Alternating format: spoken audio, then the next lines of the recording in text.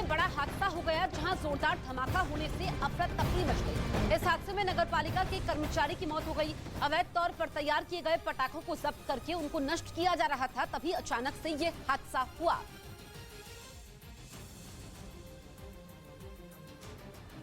Video में धुएं का गुबार नजर आया तो वहीं तेज धमाकों की आवाज आती रही, जिससे हर कोई सहम गया। जैसे जैसे वक्त बीतता गया वैसे वैसे धुएं का गुबार बढ़ता चला गया, जिसके बाद मौके पर फायर ब्रिगेड की गाड़ियों को बुलाया गया, जिन्होंने आग पर काबू पाने की कोशिश की। लेकिन धमाके इतने जोरदार थे कि फायर ब्रिगेड की गाड़ियों के शीशे तक टूट गए। जब आग पर काबू पाया गया तो वहाँ चारों तरफ तबाही देखने को मिली। ट्रैक्टर से धुआं उठ रहा था तो सब कुछ राख नजर आया। वहीं इस हादसे में एक कर्मचारी की मौत हो गई, वहीं 2 कर्मचारी घायल हो गए। बताया गया कि भिवानी प्रशासन ने अवैध रूप से बनाए गए पटाखे बरामद किए थे, जिसे नष्ट करने के लिए उनको खाली जगह ले जाया गया और जैसे ही उनको ट्रैक्टर से जमीन पर फेंका जा रहा था, अचानक से ब्लास्ट हुआ। फिर देखते ही देखते जोरदार धमाके होने लगे, जिससे मौके पर पहुंचे नगरपालिका के कर्मचारी जान बचाने के लिए भागने लगे। धमाकों की आवाज सुनकर गाँव वाले भी आ गए।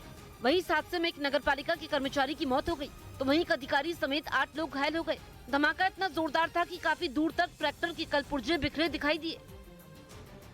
ईरान की धमकी के बीच इजराइल में जोरदार बम धमाके हो गए और वहां की पुलिस मान रही है कि ये आतंकी हमले हो सकते हैं। धमाके इजराइल की राजधानी यरूशलेम में हुए और वो भी एक भीड़ भाड़ वाले बस अड्डे पर। सीसीटीवी में रिकॉर्ड हुई तस्वीरों में दिखा कि अचानक हुए धमाके के बाद धूल और धुएं का एक भारी गुबार उठा। धमाका होते ही जख्मी लोगों को अस्पताल पहुंचाने का काम शुरू हो गया। कई एम्बुलेंस बेहद कम वक्त में बस अड्डे पर पहुंच गईं और लोगों को अस्पताल पहुंचाया जाने लगा। धमाका जोरदार तो था ही, भीड़ भाड़ वाली जगह पर भी हुआ था, इसीलिए 18 लोग जख्मी हो गए।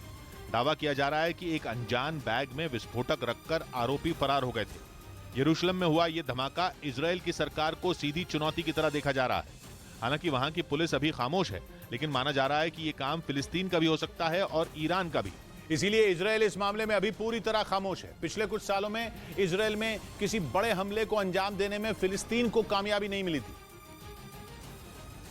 इसीलिए अंदेशा जताया जा रहा है कि ये काम ईरान का भी हो सकता है। हिजाब विरोधी आंदोलनों के लिए ईरान लगातार इजराइल और अमेरिका को जिम्मेदार बताता रहा है।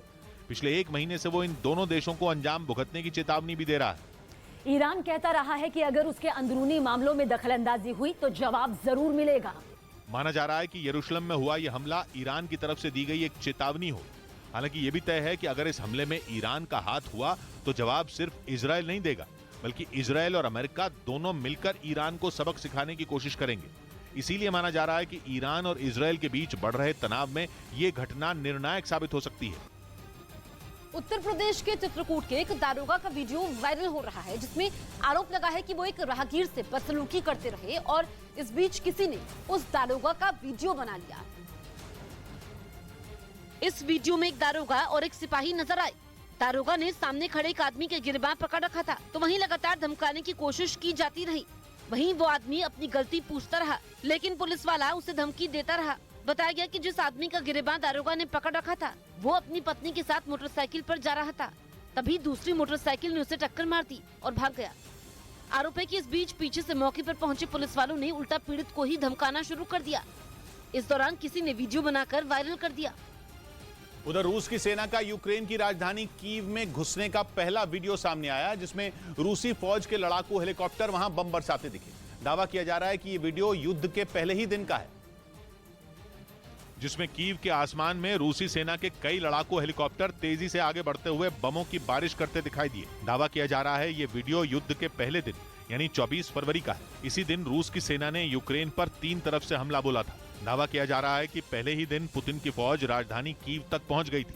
जो वीडियो सामने आया उसमें कीव के ऊपर कई लड़ाकू हेलीकॉप्टर उड़ते नजर आए। इस दौरान उन हेलीकॉप्टरों ने शहर पर बमों की बौछार कर दी थी। हालांकि रूसी सेना के इस हमले में कीव में कितने लोगों की मौत हुई थी या फिर कितना नुकसान हुआ था इसका पता नहीं चल सका। लेकिन दावा यह किया जा रहा है कि जंग के पहले ही दिन रूसी सेना कीव में दाखिल हो चुकी थी, जबकि यूक्रेन कई बार यह दावा कर चुका है कि पिछले 9 महीनों में पुतिन की फौज कीव के आसपास तक नहीं पहुंच सकी है। लेकिन इस वीडियो के सामने आने के बाद पूरी कहानी ही बदल गई। यूक्रेन के दावे के मुताबिक रूसी सेना कीव में कभी घुसी ही नहीं, जबकि इस वीडियो को देखने के बाद यह दावा किया जा रहा है कि पहले ही दिन रूस कीव तक पहुंच गया था। बताया जा रहा है कि 24 फरवरी से पहले ही रूस के कई जासूस कीव पहुंच चुके थे और उनका प्लान जंग के पहले ही दिन यूक्रेन के राष्ट्रपति जेलेंस्की का खात्मा करना था। लेकिन दावा यह किया जा रहा है कि यूक्रेन को रूस की इस साजिश की भनक लग गई थी, जिसके बाद आनन फानन में जेलेंस्की को अपना ठिकाना तक बदलना पड़ा था, क्योंकि अगर जेलेंस्की मारे जाते तो जंग उसी वक्त खत्म हो जाती। हालांकि यूक्रेन इन तमाम बातों को नकार रहा है।